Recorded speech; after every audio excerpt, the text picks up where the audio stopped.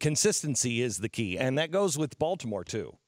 We're doing 2 stories tonight. We're doing the Garland shooting, and we're doing Baltimore. And we're looking for consistency. Good luck. Yeah, there is none. There is none. So when things aren't consistent, you know something's wrong.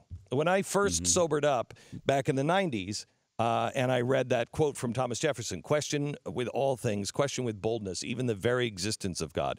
For if there be a God, he must surely rather honest questioning over blindfolded fear. When I first read that, I thought, wow, that is really good. And I haven't spent my life questioning. I should. I went to Plato. I start reading Plato. Well, Plato is about Aristotle and how he goes around questioning everybody. And that's all he did. That's why they killed him, because he was questioning people. Hey, you're the smartest. Everybody tells me you're the smartest guy in the room. Can I ask you a couple of questions? Huh. Those aren't very smart answers. Who's smarter than you? And he kept doing that over and over again. And so finally, all the elite, all the smart people were like, let's kill this son of a... because he's obnoxious. So he's questioning, and he's stirring people up to ask questions.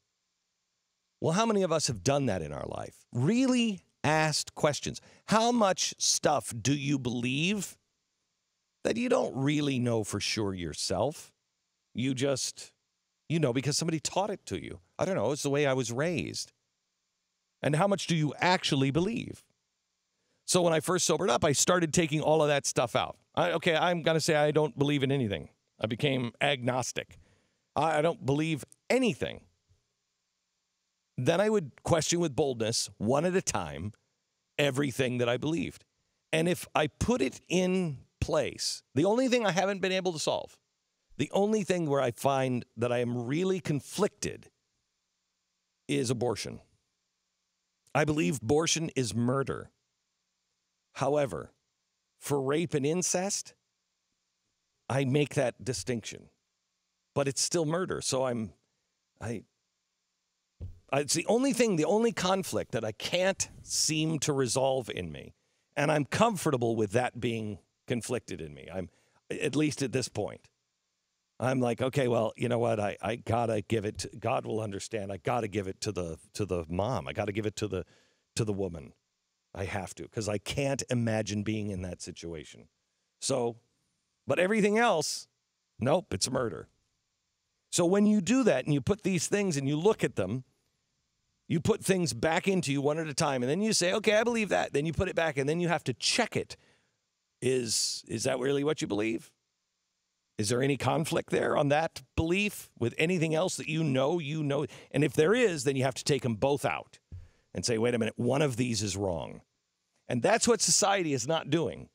You look at what's happening in Baltimore. Wait a minute. Half of the cops arrested were black. So this isn't about race. And the one with the worst charges against him was black. Yeah. So this is clearly not about race. So something is wrong here.